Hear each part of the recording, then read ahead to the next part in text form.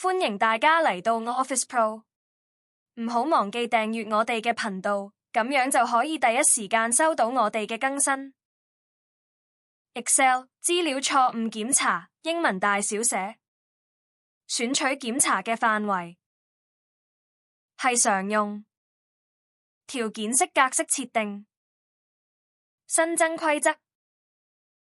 使用公式來決定要格式化哪些儲存格。打入公式。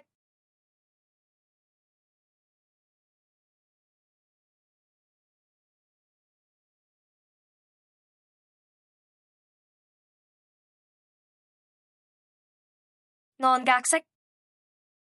填滿中選想要嘅顏色。按確定。按確定。